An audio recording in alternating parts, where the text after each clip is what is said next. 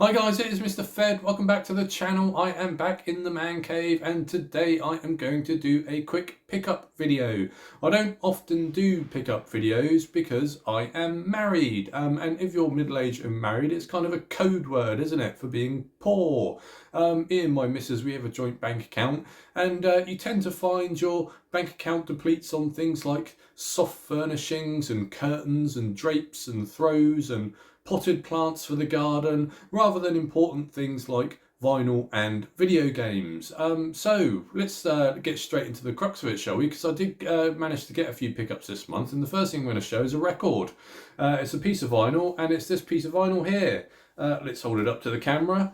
It is Walter Carlos Clockwork Orange. Now, you may not know, but A Clockwork Orange by Stanley Kubrick is one of my favourite films of all time. And one of the key reasons for that is because of the soundtrack. The soundtrack is absolutely brilliant. Now, there are actually two soundtracks to A Clockwork Orange. I know what you're thinking, Mr. Fed, tell me, why is there two soundtracks for A Clockwork Orange? Well, Stanley Kubrick drafted in this chap, Walter Carlos, commissioned him to do the soundtrack for the film A Clockwork Orange. And Walter Carlos ended up writing, a sizable chunk of music to score for this film. But Stanley Kubrick, when it came to actually putting the music to the film, he actually only picked a very select, small select pieces of it. So, he put those sort of small bits that Walter Carlos did onto an official soundtrack and then sort of bumped it up with other music from other artists. And Walter Carlos was like, well, I've written all this music and Stanley Kubrick's only used about 10 minutes of it. What am I going to do with the rest of the stuff that I wrote? So Stanley Kubrick released the official soundtrack to A Clockwork Orange, and Walter Carlos, with all the music that Stanley Kubrick didn't pick, all the extended plays and various other things, he released it as his own album called Walter Carlos Clockwork Orange. Needless to say, this version of the soundtrack, this album, is absolutely brilliant.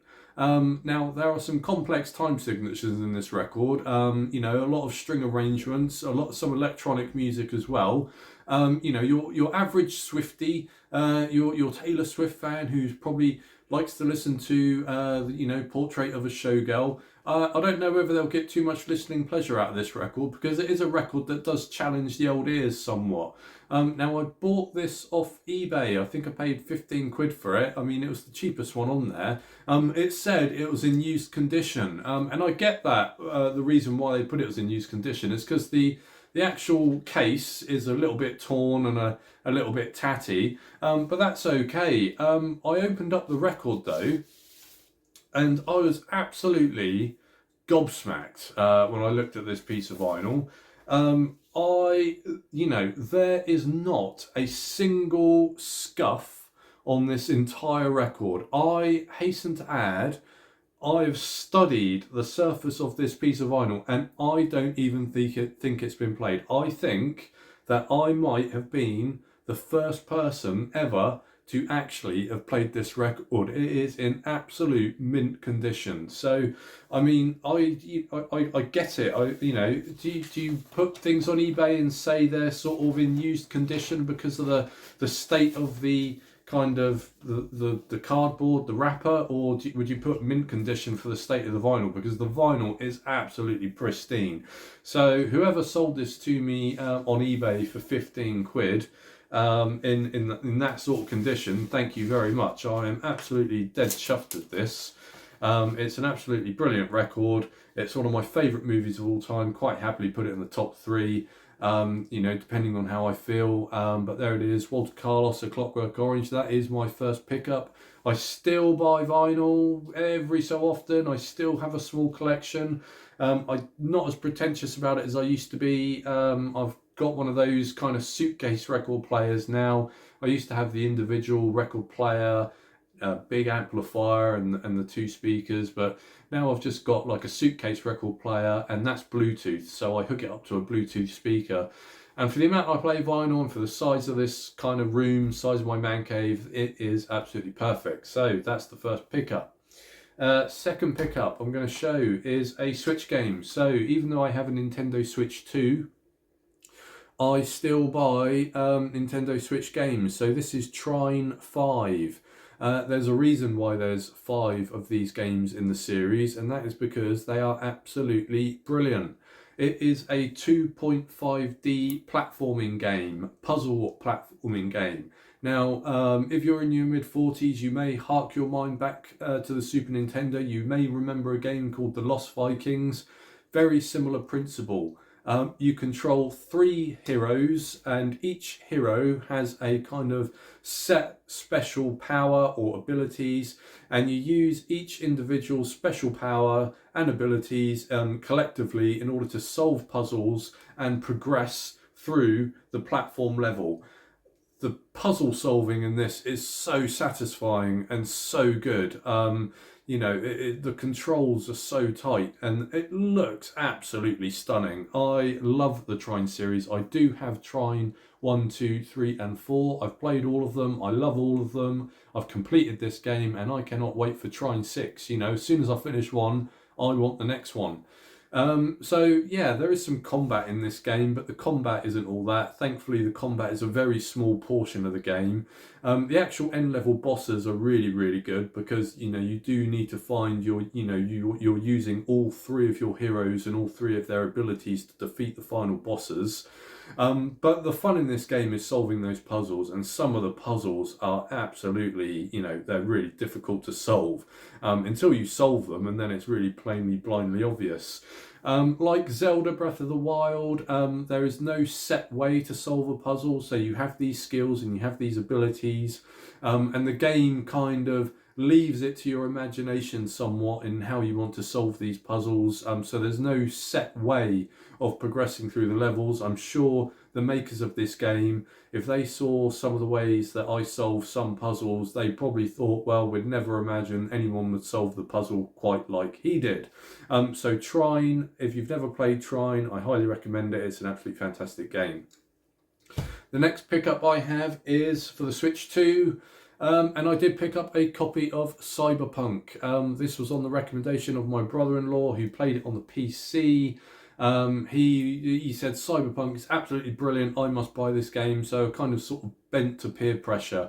I'll be honest, this is a first-person shooter, and first-person shooters are probably my least favourite type of game, especially modern first-person shooters. So if you think of modern games like the new Doom series, if you think of Call of Duty, if you think of Wolfenstein 2, I don't like those games at all.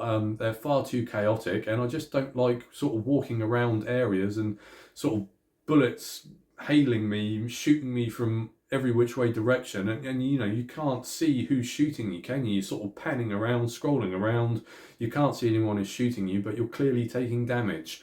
So that's quite annoying. This game, on the other hand, I mean, on the opposite side of the spectrum from Doom with all that chaos, this is a very slow-paced, kind of much more narrative-driven game. So, you know, usual things, loads and loads of side quests. You know, you select your side quests from your diary or your journal. It'll ping up with a little yellow dot on your map. You click on your yellow dot and then you follow the line, don't you, in your open world to the place where the side mission is, and you complete the side mission either by killing someone, by following someone, by robbing someone, doing something stealthy. You know, the sort of side missions we're talking about. So not really my type of game. I'm much more of a kind of a platformer. You know, I'll get much more satisfaction out of playing Yoshi's Woolly World and finding a hidden ball of yarn. You know, that's the sort of gamer I am. But I am persevering with it. I'm about 20 hours in. I will finish it slowly but surely in between Madden seasons. The one thing I will say is that this game looks incredible. There is a reason why this game wasn't on the Switch one. This game is the best looking Nintendo game I personally have ever seen on a Nintendo console. It is absolutely huge. The game is so big. I just cannot fathom how they managed to get a game of this size looking as good as it does on this tiny, tiny little cartridge inside a tiny, tiny little handheld system. Because that's essentially what the Nintendo Switch is, isn't it? It's tiny. So you know, kudos to Nintendo for managing to get this game on a Nintendo console. Yeah, it looks absolutely incredible. So, yeah, slowly but surely persevering with this one. If you're a first-person shooter, it'd probably be more your game than mine. So that's the next pickup. Final pickup, a little bit something special.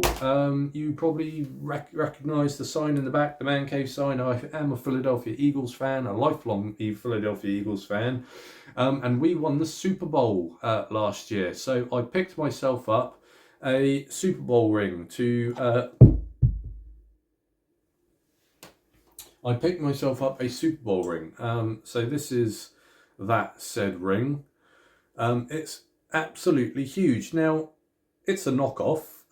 You know, it's nothing real about it. This ring, actually, I mean, it weighs a ton. It's got some nice design in it. It's got some nice inscriptions on it.